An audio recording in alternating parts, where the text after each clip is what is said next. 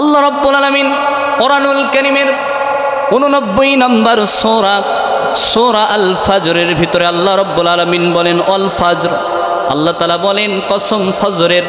এরপরে আল্লাহ বলেন ওয়ালায়ালিন আশ, কসম সেই 10 রাত্রির। আল্লাহ তাআলা 3 নম্বর আয়াতে কারিমার ভিতরে বলেন ওয়াশ-শাফঈ ওয়াল ওয়াত, বলেন আল্লাহু আকবার। আল্লাহ তাআলা বলছে কসম বেজোড়, জোড় এবং বেজোড়ের আল্লাহ রাব্বুল আলামিন বলছেন।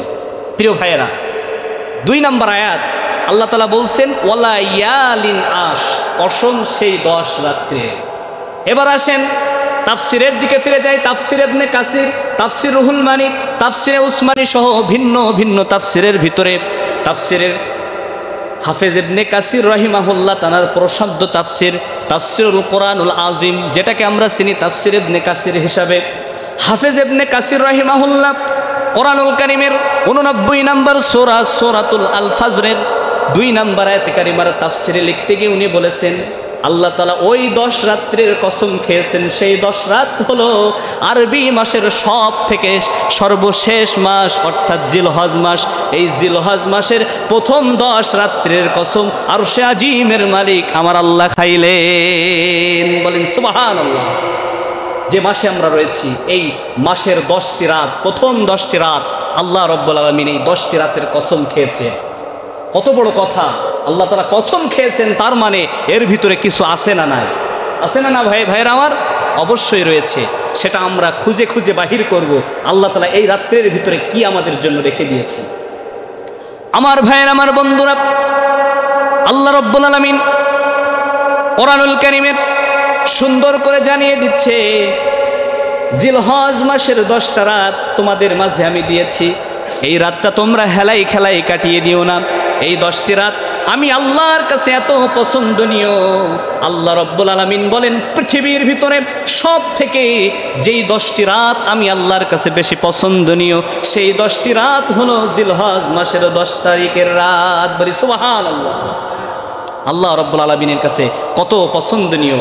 আমার ভাইয়েরা, এই মাসে হাজী সাহেবরা হজ করতে যাচ্ছে, তারা অনেক মনে আনন্দ নিয়ে, আমরা যারা হজে গিয়েছি, আমরা যারা সৌদিতে গিয়েছি, আমরা যারা মক্কা নগরীতে মদিনা নগরীতে গিয়েছি, আমাদের মন আরও কাঁদে যে আমরা মদিনাতে যাব, আমাদের মন কাঁদে যে আমরা মক্কাতে যাব, আমাদের মনে বড় আশা যে মদিনাতে যাব। কথা বলেন, কথা ঠিক না বেঠিক?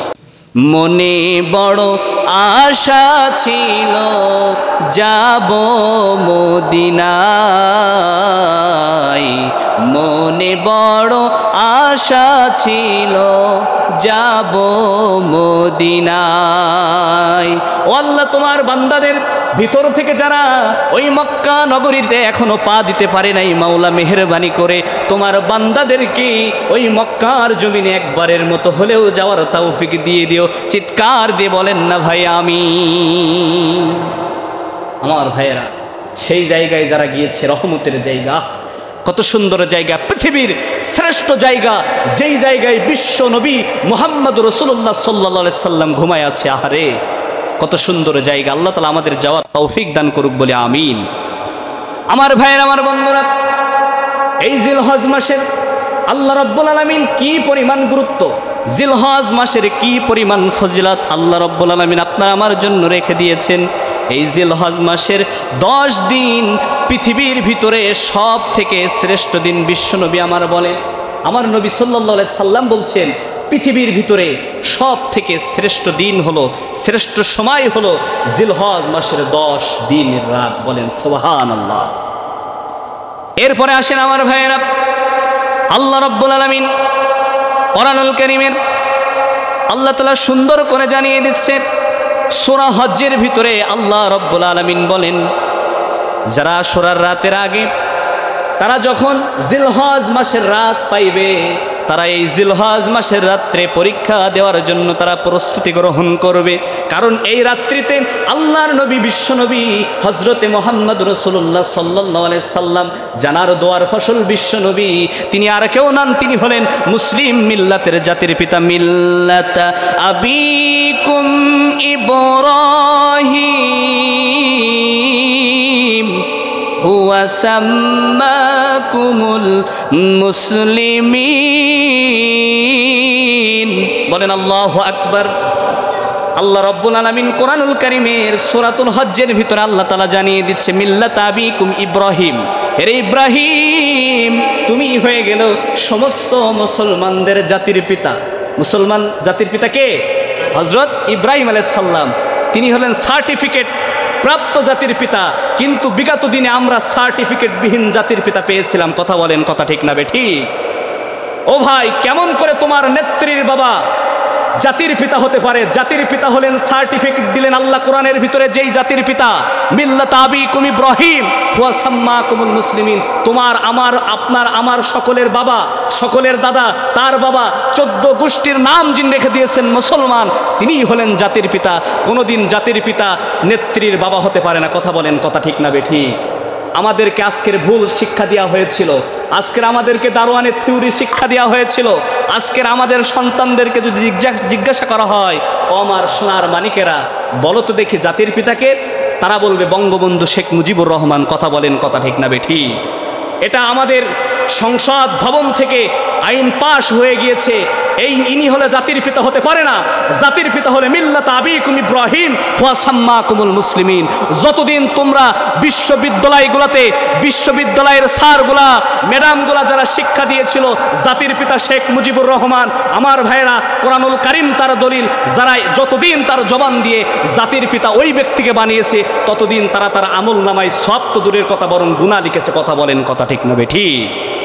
আমার ভাইয়েরা, কথা আমার না কথা কার? আরো জোরে বলেন, কথা কার?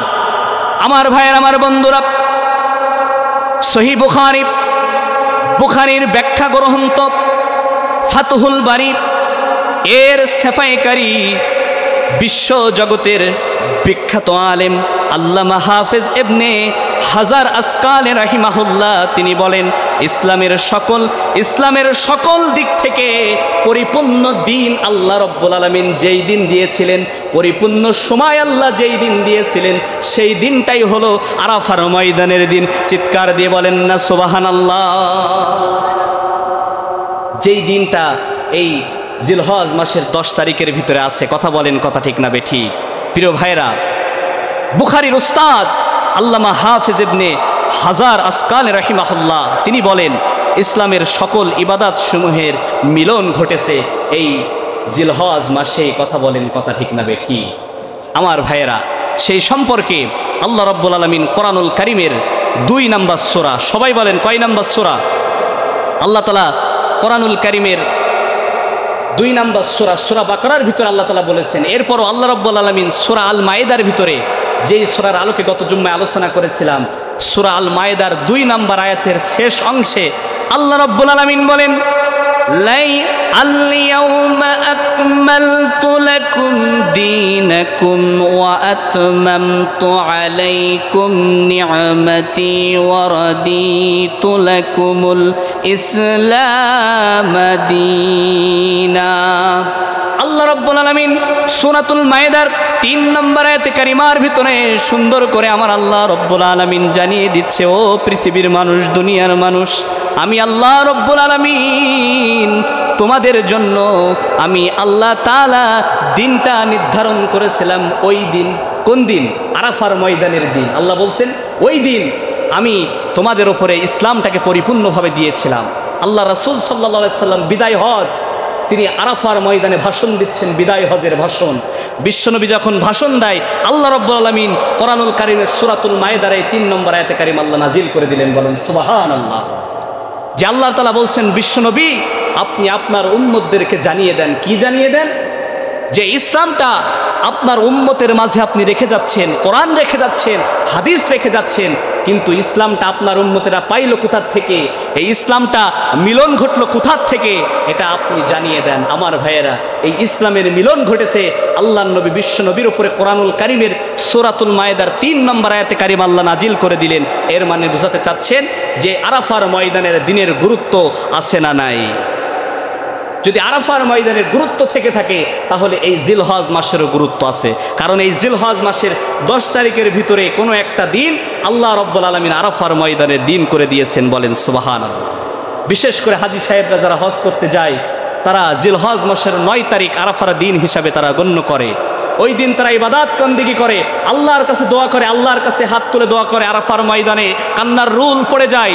যারা আরাফার ময়দানে গিয়েছেন, আরাফার ময়দানের পাহাড়গুলা ধরে হাজী সাহেবরা কান্না করে আর বলে, আল্লাহ জীবনে কোনো অপরাধ করেছি, কত গুনাহ করেছি, সগীরা কবিরা জাহিলি বাতিলি, জেনে না জেনে, প্রকাশ্যে গোপনে, দিনের আলোতে রাতের অন্ধকারে, ও আরশে আজিমের মালিক যত গুনাহ আমরা করেছি আজকের আরাফার ময়দানের ফজিলাতে, আরাফার ময়দানের দিনের ফজিলাতে, ও আল্লাহ আমাদের জীবনের সমস্ত গুনাহ মাফ করে দাও।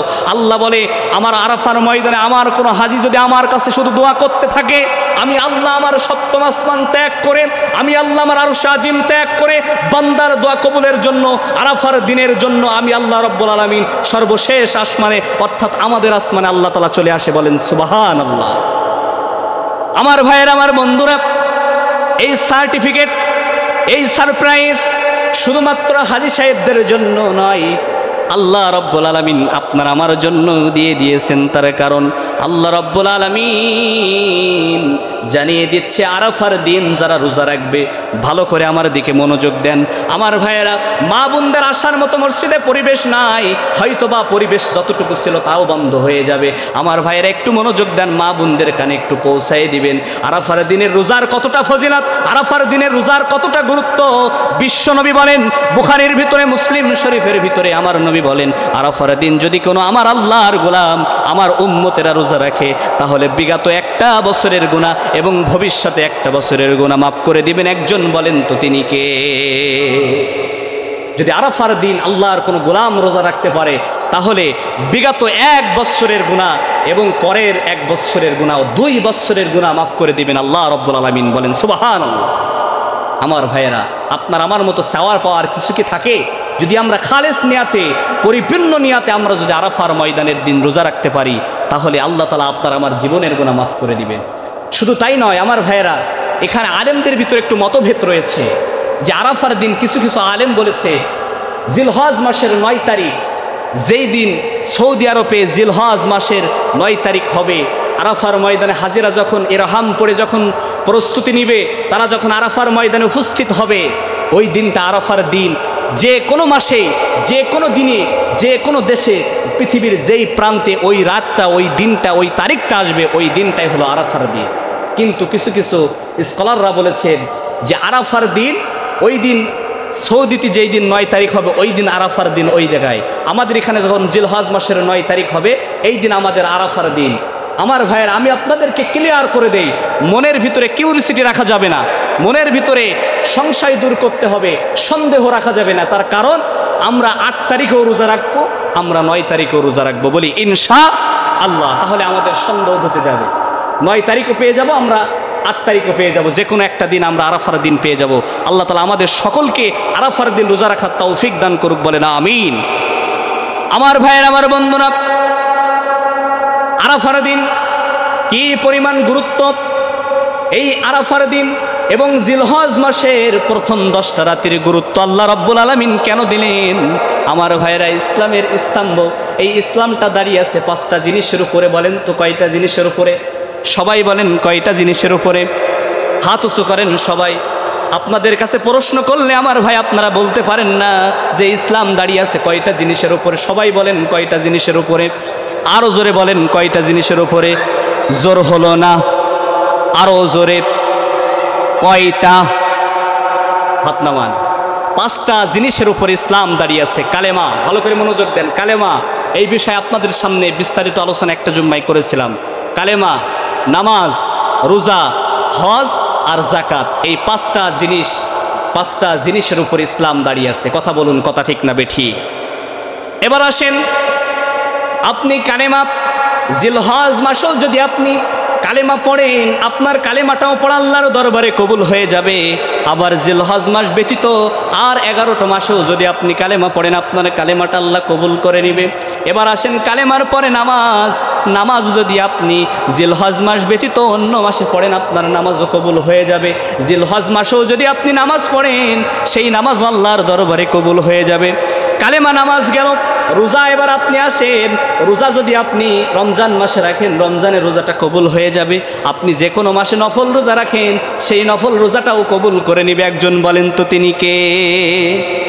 এরপরে যাকাত, জাকাত আপনি জিলহজ মাসে দিলেও কবুল হবে, আপনি জিলহজ মাস ব্যতীত অন্য মাসে দিলেও কবুল হবে। কথা বলেন, কথা ঠিক না বেঠিক? 4-5 নম্বরে আল্লাহ তাআলা বলছেন হজ। এই ইসলামটা দাঁড়িয়ে আছে হজ্জের উপরে। তো এই হজটা জিলহজ মাস ব্যতীত অন্য কোনো মাসে যদি আপনি আদায় করেন, অন্য কোনো মাসে যদি আপনি হজ পালন করেন, আপনার বড় হজ কি আদায় হবে ভাই? বলেন হবে? আপনার সেটা উমরা হয়ে যাবে। এজন্য এই জিলহজ মাসের গুরুত্ব আল্লাহর দরবারে আছে না নাই? যেই কাবার কাছে গিয়ে হাজী সাহেবরা হাজরে আসওয়াদ পাথরের উপরে গিয়ে চুম্বন দেয় আর দোয়া করে, ও আরশে আজিমের মালিক, আমার আব্বা আমার জন্য আমার কাছে দোয়া চেয়েছে, আমার স্ত্রী আমার জন্য দোয়া চেয়েছে, আমার স্বামী আমার জন্য দোয়া চেয়েছে। এভাবে করে আমার মা বোনেরা দোয়া করে, আমার ভাইয়েরা সেই আরাফার ময়দানে গিয়ে দোয়া করে, কাবার সেই হাতিমে কাবার গিলাফ ধরে দোয়া করে। সেই আরাফার ময়দানের আগেই, আরাফার ময়দানের পরে আমার ভাইয়েরা হাজী সাহেবদের দোয়া যিনি কবুল করে নেয়, বলেন তিনি কে? আল্লাহ রাব্বুল আলামিন দোয়া কবুল করে নেন। এই যে জিলহজ মাসের গুরুত্ব, আপনি অন্য মাসে হজ করলে আপনার হজ কবুল হবে না, আপনার উমরা হয়ে যাবে। আর যদি জিলহজ মাসে আপনি হজ করেন, তাহলে সেই হজটা আল্লাহ রাব্বুল আলামিন বড় হজ, কবুল হজ হিসাবে আল্লাহ তাআলা কবুল করে নেবেন। বলেন সুবহানাল্লাহ।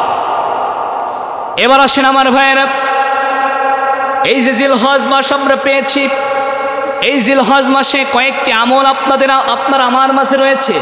যেই আমলগুলা যদি আমরা করতে পারি, আপনার আমার জীবনের গুনাহ আল্লাহ মাফ করে দিবেন। জিলহজ মাসের আমল যদি আমরা করতে পারি, আপনার আমার আব্বা আম্মার জীবনের গুনাহ মাফ করে দিবেন। এই জিলহজের 10টি আমল যদি আমরা করতে পারি, তাহলে আপনার দুনিয়াতে চলার জন্য রাস্তা সহজ করে দিবেন একজন, তিনি কে? তাহলে সেই 10টি আমল সংক্ষেপে শুনতে চান কারা কারা? একটু হাত উঁচু করেন তারা। তাকবীর দেন, লিল্লাহে তাকবীর, লিল্লাহে তাকবীর, লিল্লাহে তাকবীর। হাত নামান। যেহেতু মসজিদ আল্লাহর ঘর, এখানে শয়তান ওয়াসওয়াসা দেওয়ার জন্য, কারণ ইন্না শাইতানা লিল ইনসানি আদুব্বুম মুবিন, আল্লাহ কোরআনে বলছেন নিশ্চয় শয়তান মানুষের প্রকাশ্য শত্রু। শয়তান কিভাবে চাইবে আপনার আমার ভিতরে সংশয়ের ভিতরে ঢুকাই দেওয়া, সন্দেহ ঢুকাই দেওয়া, আল্লাহ তাআলা কিভাবে আপনার আমার ভিতরে গন্ডগোল তৈরি করবে, শয়তান এটা চাই। আল্লাহ বলে তুই যতই চেষ্টা করুক, আমার বান্দা 2 হাত তুললে তোর থেকে আমি আল্লাহ তাআলা হেফাজত করে দিই। বলেন আমিন। আমার ভাইয়ের, আমার বন্ধুরা, গভীর মনোযোগ। আল্লাহ রাব্বুল আলামিন সুন্দর করে জানিয়ে দিচ্ছেন জিলহজ মাসের প্রথম যেই আমলটা, সেটা হলো বেশি বেশি আল্লাহর কাছে তওবা করা। কি করা ভাই? বেশি বেশি আল্লাহর কাছে তওবা করা। জিলহজ মাসের প্রথম 10 দিনের আমল, বেশি বেশি এই 10 দিন আল্লাহর কাছে তওবা করতে হবে। কারণ এই দিনেই আল্লাহ রাব্বুল আলামিন, এই মাসেই আল্লাহ রাব্বুল আলামিন রমজান মাসের মতনই আপনার আমার জীবনের গুনাহ মাফ করে দিবেন। চিৎকার দিয়ে বলেন না সুবহানাল্লাহ।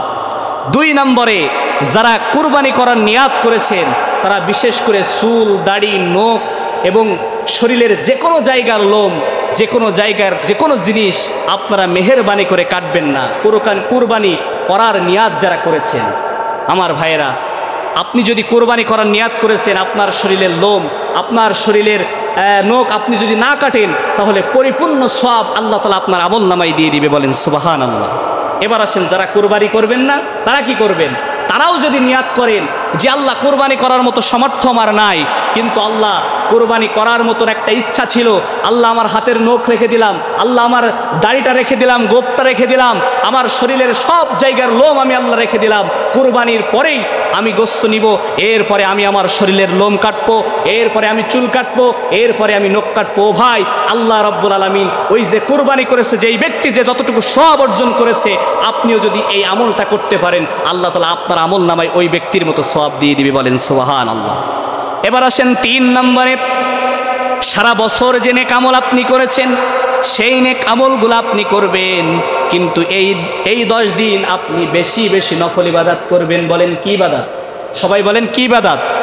নফল ইবাদত করবেন। বুখারী এবং মুসলিম, তিরমিজি শরীফের ভিতরে বিশ্বনবী বলেন, আল্লাহর নবী জীবনে কোনোদিন 4টা জিনিস ছাড়তেন না। বলেন কয়টা জিনিস? আমার ভাইয়েরা, তার ভিতরে একটা, আল্লাহ নবী এই জিলহজ মাসে আল্লাহ নবী এই রোজা রাখা বন্ধ করতেন না, নফল রোজা। বলেন সুবহানাল্লাহ।